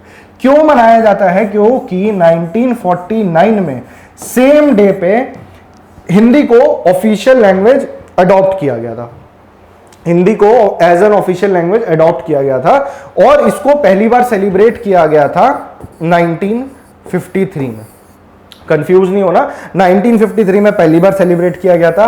डेट ये चूज करी क्योंकि इस दिन 1949 में हिंदी को ऑफिशियल लैंग्वेज अडॉप्ट किया गया था। अब बात हो गई नेशनल हिंदी डे की। अगर मैं बात करूं वर्ल्ड हिंदी डे की, तो वर्ल्ड हिंदी डे कब मनाया जाता है? तो ये होता है 10 जनवरी को। 10 जनवरी को वर्ल्ड हिंदी डे होता है। और ये जो आपके सामने लिखा है, ये वर्ल्ड हिंदी डे 2023 का थीम है, क्योंकि थीम से भी सवाल बनता है। क्या है theme? Hindi traditional knowledge to artificial intelligence. सब कुछ आर्टिफिशियल इंटेलिजेंस की तरफ जा रहा है, तो artificial intelligence is the key word in this theme. Clear? चले अगला क्वेश्चन देख। हाँ जी, तो recently the Indian air force received a C-295 aircraft from Airbus. What type of aircraft is it? तो क्वेश्चन ये पूछ रहा है कि भाई इंडियन एयरफोर्स ने C-295 एयरक्राफ्ट लिए हैं। किससे लिए हैं? एयरबस से। एयरबस कहां की कंपनी है? फ्रांस की कंपनी है। और ये जो टेक ओवर किया है, जो मतलब इंडिया ने जो सेरेमनी हुई है, ये कहां पे हुई है? तो ये हुई है स्पेन के अंदर। इसके अंदर इंडियन एयरफोर्स के चीफ भी गए थे, यानी विवेक राम चौधरी, जो मैंने अभी आपको बताया। तो ये बहुत ही महत्वपूर्ण एयरक्राफ्ट है। इसकी आप फोटो देख सकते हो, देख के पता लग गया होगा किस टाइप का एयरक्राफ्ट है ये सवाल है। तो ये भैया ट्रांसपोर्ट एयरक्राफ्ट है। और ट्रांसपोर्ट एयरक्राफ्ट का क्या यूज होता है? कार्गो को ट्रांसपोर्ट करना, ट्रूप्स को ट्रांसपोर्ट करना, है ना, मेडिकल इवैक्यूएशन करना किसी का, या फिर सर्विलेंस के लिए काम आते हैं इस तरह के जो ट्रांसपोर्टेशन एयरक्राफ्ट होते हैं। तो कौन सा है ये? C-295। ये नाम आपको याद रखना है। एयरबस कंपनी है जिससे कि ये इंडिया ने लिए हैं। और पहला इसका जो स्टॉक आया वो 56 एयरक्राफ्ट का आ चुका है। इस एयरक्राफ्ट ने कौन से एयरक्राफ्ट को रिप्लेस किया है? तो आउटडेट हो चुका था वो था एवरो 748 फ्लीट। ठीक है, तो ये भी अगर आपको याद रहे तो बिल्कुल 748 फ्लीट। और अब आ गया C-295। क्लियर? चलते हैं नेक्स्ट क्वेश्चन पे। ट्रांसपोर्ट एयरक्राफ्ट है, ध्यान रखना। In which state will the 4th edition of the world trade expo will be organize? हो चुका है, 3 या 4 अक्टूबर के बीच में ये हुआ और ये मुंबई के अंदर हुआ। वर्ल्ड ट्रेड एक्सपो हुआ है। ये जो MSMEs होती हैं, यानी स्मॉल और मीडियम सेक्टर एंटरप्राइजेस, इनके लिए ग्लोबल लेवल पे ये एक इवेंट था। 4th एडिशन हुआ है। ये कहां हुआ है? महाराष्ट्र के मुंबई के अंदर हुआ है। और इसके अंदर कुल मिला के 25 कंट्रीज ने भी हिस्सा लिया। और MSMEs को ग्लोबल लेवल पे प्रमोट करने के लिए ये इवेंट ऑर्गेनाइज किया गया मुंबई के अंदर। ठीक है, महाराष्ट्र की बात करूं तो महाराष्ट्र के CM कौन है? एकनाथ शिंदे।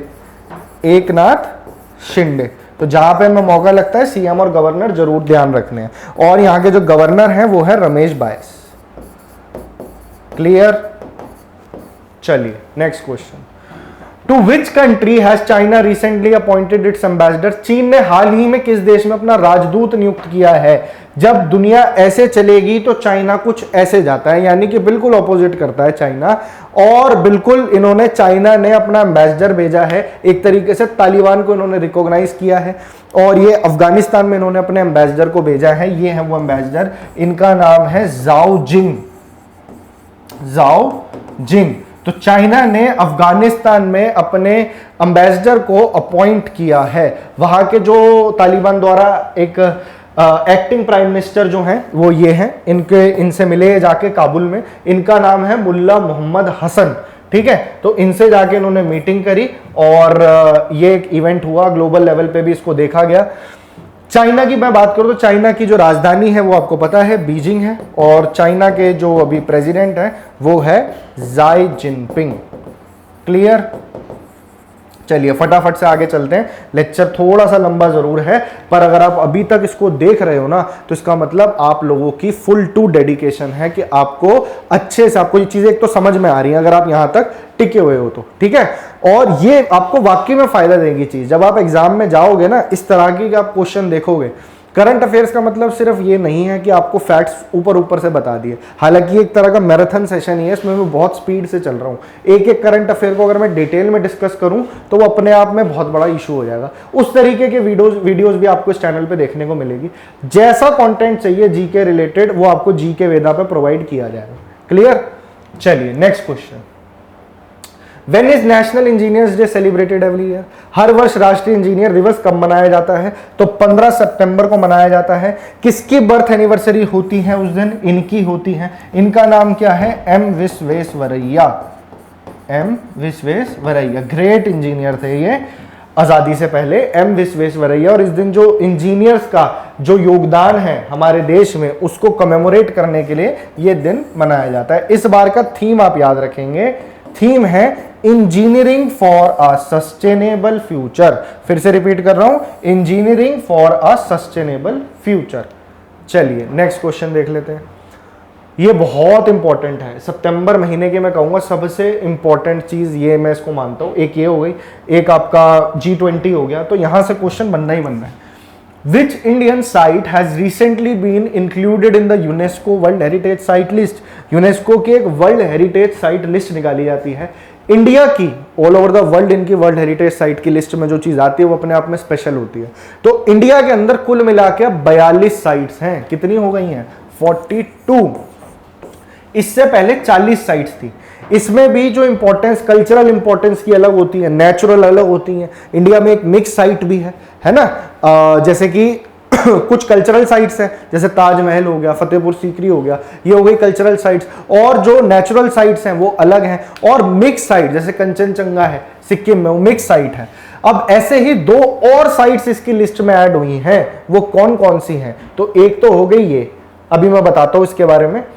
एक है आपकी सेक्रेट एंसेंबल्स ऑफ होयसाला आर्किटेक्चर। अब ये जो होयसाला के टेम्पल्स हैं, एक्चुअली में एक होयसाला एम्पायर था जो कि 11वीं से 11th से 14th सेंचुरी तक रूल करता था। उनके टाइम पे कर्नाटका के अंदर बढ़िया आर्किटेक्चर के साथ मंदिर बनाए गए, वो टेम्पल्स बनाए गए, उनको वर्ल्ड हेरिटेज साइट की लिस्ट में डाला गया। उन टेम्पल्स की खास बात क्या है कि उसमें आपको नॉर्थ इंडियन आर्किटेक्चर और जो साउथ इंडियन आर्किटेक्चर है, यानी जो द्रविड़ आर्किटेक्चर है साउथ इंडियन और नॉर्थ इंडियन नागरा स्टाइल आर्किटेक्चर है, इनका मिक्सचर मिलेगा और बेहतरीन वहां का आर्किटेक्चर है। तो उसको डाला गया है होयसाला टेम्पल्स को कर्नाटका के जो है वर्ल्ड हेरिटेज साइट लिस्ट में। दूसरे नंबर पे आता है आपका ये है शांति निकेतन।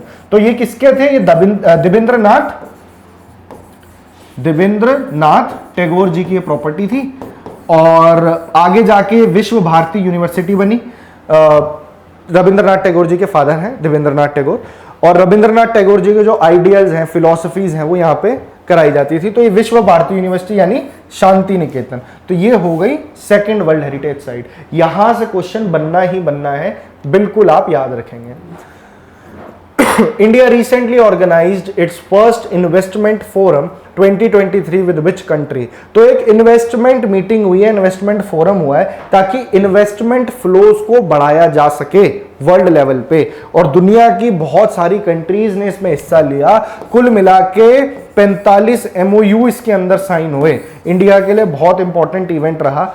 ये नई दिल्ली के अंदर हुआ, और होस्ट किसके साथ किया इंडिया ने, तो ये हैं कहां के, ये आपको देख के कहां के लग रहे हैं, सऊदी अरेबिया के साथ।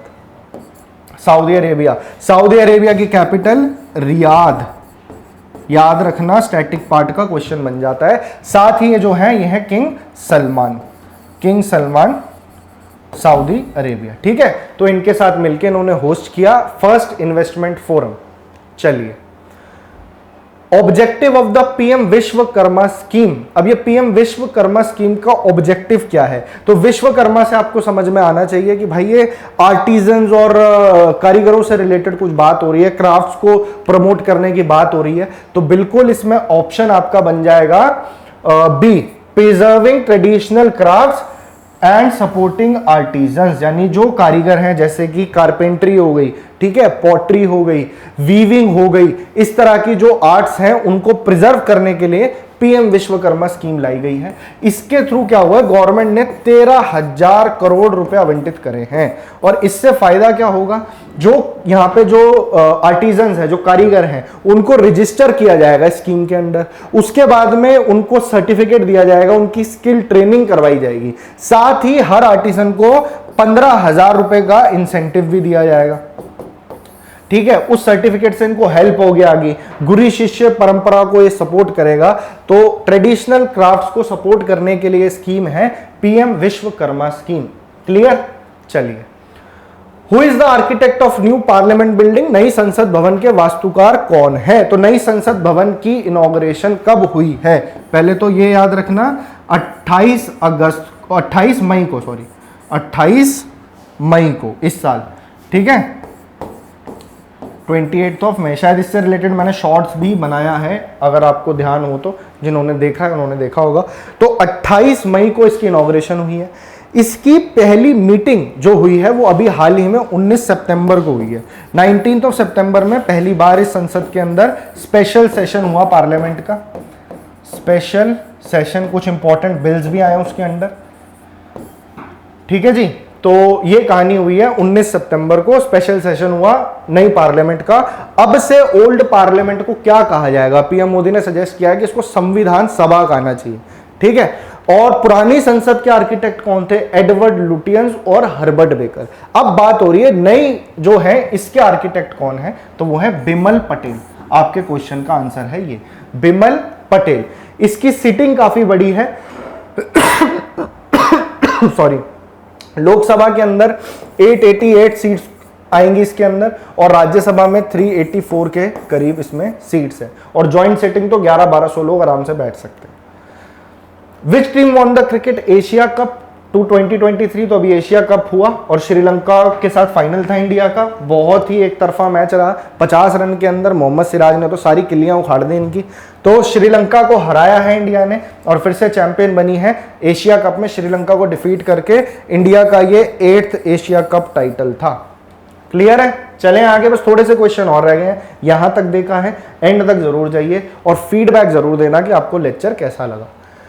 What is the primary objective of the Women's Reservation Bill introduced in the Lok Sabha. तो वुमेन रिजर्वेशन बिल लोकसभा में पेश किए गए महिला आरक्षण विधेयक का प्राथमिक उद्देश्य क्या है। तो पहले तो आप ये याद रखेंगे, जो अभी स्पेशल सेशन हुआ, वुमेन रिजर्वेशन बिल को पास कराया गया। वुमेन रिजर्वेशन बिल से रिलेटेड अमेंडमेंट कौन सी है ये, तो ये है 128th अमेंडमेंट बिल। तो ये अमेंडमेंट पूछी जा सकती है आपसे, अमेंडमेंट बिल। इस बिल से क्या हुआ है कि पॉलिटिकल रिप्रेजेंटेशन बढ़ाया गया महिलाओं का, यानी कि पार्लियामेंट में लोकसभा के अंदर 1/3 सीट्स अब से वुमेन्स के लिए रिजर्व रखी जाएंगी। साथ ही जितनी भी स्टेट असेंबली हैं, जितनी विधानसभाएं हैं, वहां पे भी 1/3 सीट्स रिजर्व रखी जाएंगी, और दिल्ली की असेंबली में भी 1/3 सीट्स वुमेन्स के लिए रिजर्व रखी जाएगी। तो आंसर हो गया to provide 1/3 reservation for women in parliament and state assemblies. तो ये बिल पास हो चुका है। आ गया वो question, Hoysala group of sacred temples. तो होयसाला के बारे में मैंने बताया था, इनको यूनेस्को वर्ल्ड हेरिटेज साइट की लिस्ट में डाला गया। किस स्टेट में लोकेटेड है? होयसाला एम्पायर 11वीं से 14वीं शताब्दी के बीच में था। इस टाइप का आर्किटेक्चर होता था जिसमें नॉर्थ इंडिया और साउथ इंडियन कलाओं को मिक्स करके इस तरह के मंदिर होते थे। इस आर्किटेक्चर को, ऐसी बिल्डिंग्स को यूनेस्को वर्ल्ड हेरिटेज साइट की लिस्ट में डाला गया और ये कर्नाटका के अंदर है। ठीक है। What was the trigger for the escalation in tensions between India and Canada? Bharat और कनाडा के बीच तनाव बढ़ने का कारण क्या था? तो आपको पता होगा, इससे रिलेटेड एक रील भी आई थी जिसमें मैंने आपको बताया था इंडिया ने कनाडा के 41 डिप्लोमेट को अल्टीमेटम दे दिया था, 10 अक्टूबर का टाइम है, यहां से वापस निकल लो नहीं तो आपकी डिप्लोमेटिक इम्यूनिटीज को खत्म कर दिया जाएगा। अब ये टेंशन बढ़ने का जो एक कह सकते हैं इमीडिएट कारण क्या है, तो वो मैं बता देता हूं। और G20 समिट सबके लिए बढ़िया रहा, बस कनाडा के जो जस्टिन ट्रूडो आए थे वही फूफा जी बन के यहां से गए, यानी मुंह बना के वो यहां से चले गए। क्यों? क्योंकि देखिए इनका डायरेक्टली कहना है कि देखिए ये है हरदीप सिंह निज्जर, जो एक सेपरेटिस्ट खालिस्तानी लीडर है कनाडा के अंदर जो थे, इनकी डेथ हो गई है और इनकी असैसिनेशन के पीछे इन्होंने डायरेक्टली कहीं ना कहीं एक्यूज करा है इंडिया को कि जी ये आप ही ने करा है और ये हमारा कैनेडियन सिटीजन था। जबकि इंडिया बोल रही है कि आप जो खालिस्तानी सपोर्टर्स हैं, खालिस्तानी जो टेररिस्ट हैं, उनको आप क्यों इतना सपोर्ट करते हो? तो कनाडा के साथ ये प्रॉब्लम है। तो ये सारी डिप्लोमेटिक रिलेशंस खराब हुए हैं इंडिया और कनाडा के बीच में, and the main cause is the assassination of Hardeep Singh Nijjar. Clear है? In which city and country is the Asian Games in 2023 being held? 2023 में एशियाई खेल किस शहर और देश में आयोजित हो रहे हैं? One of the most important topic of September 2023। तो ये इस क्लास का लास्ट क्वेश्चन है और इसके अंदर हम जो भी इंपॉर्टेंट इंफॉर्मेशन एशियन गेम्स के बारे में जो बनती है एग्जाम में, फटाफट से आपको एक जगह पे बता देता हूं। ठीक है। तो ये वाले क्वेश्चन का आंसर तो वैसे भी पता होगा आपको, हंगजाऊ चाइना के अंदर हुए हैं। तो एक एक करके चीजें हम नोट डाउन करेंगे और कुछ कुछ स्टैटिक क्वेश्चंस भी होते हैं, जैसे पहली बार एशियन गेम्स कहां हुए थे, ठीक है, एशियन गेम्स का मोटो क्या है और सिंबल क्या है। तो इस तरह के क्वेश्चंस देख लेते हैं एक बार।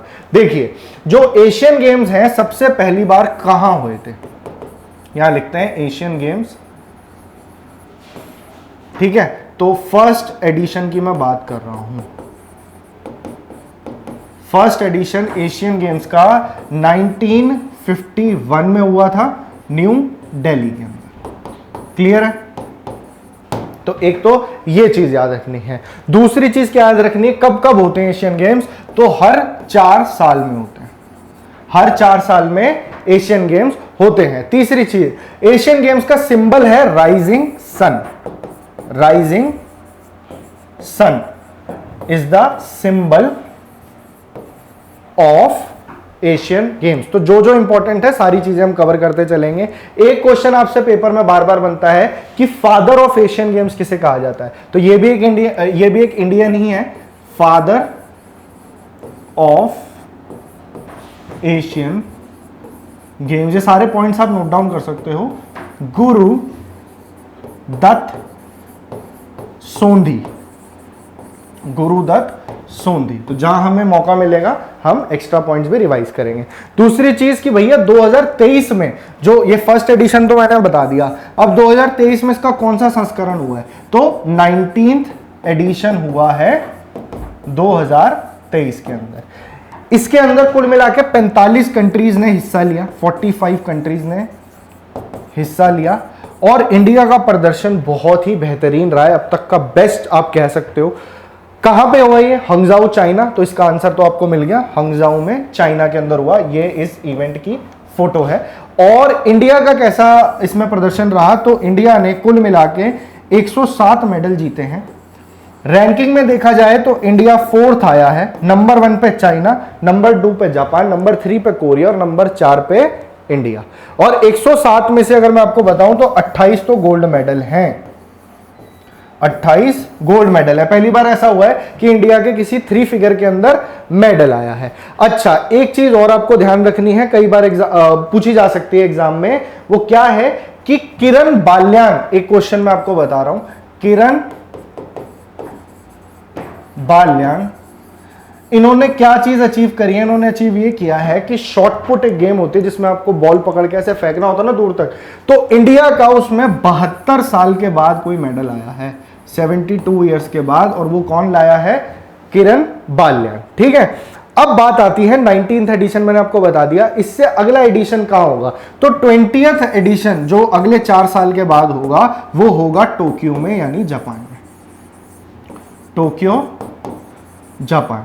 और अब आपको मुझे कमेंट सेक्शन में बताना है कि इसका 18th एडिशन कहां पे हुआ था। ठीक है, अच्छा, और क्या, और कौन सा गोल्ड मेडल आपको याद रखना है कि वुमेन्स के अंदर अन्नू रानी, एक नाम आपको याद रखना है, अन्नू रानी। जो जो चीजें देखिए मुझे याद आ रही है मैं आपको बता रहा हूं। अन्नू रानी जो है ये जैवलिन के अंदर गोल्ड लाई हैं, और नीरज चोपड़ा एज यूजुअल उनकी आदत है, उन्होंने गोल्ड लाना ही लाना, तो वो भी गोल्ड लेके आए, तो उसमें मैं लिखवाने की जरूरत नहीं समझता। नीरज चोपड़ा जी को गोल्ड मिला जैवलिन में, साथ ही किशोर कुमार जैना उनको सिल्वर मेडल मिला है। Clear? Indian women's cricket team gold, Indian men's cricket team gold medal. तो बहुत झंडे गाड़े इंडिया ने इस बार एशियन गेम्स में। ये कुछ इंपॉर्टेंट बातें थी जो मुझे लगता है एग्जाम में बन सकती है, तो मैंने आपको बता दी। तो एशियन गेम्स भी मैंने आपको पढ़ा दिया है। तो ये था सितंबर का most important current affair. I hope ये आपको अच्छा लगा होगा, लेक्चर आपके काम का होगा। और अगर आपको लेक्चर अच्छा लगा है तो मैं आपको यही रिक्वेस्ट करूंगा कि अब आप इस चैनल से जुड़ जाइए। आने वाले समय में आपको रेगुलर बेसिस पे करंट अफेयर्स मिलेगा, स्टैटिक जीके मिलेगा, रोज की रोज शॉर्ट्स इस चैनल पे डलेगी। तो जो बच्चे अपनी जीके सुधारना चाहते हैं, कोई भी इंसान ऐसा है जो जीके पे काम करना चाहता है, तो radian GK Veda is for you. ठीक है जी, चलिए तो मिलता हूं मैं आपसे अगली बार, तब तक के लिए इजाजत दीजिए। Thank you so much.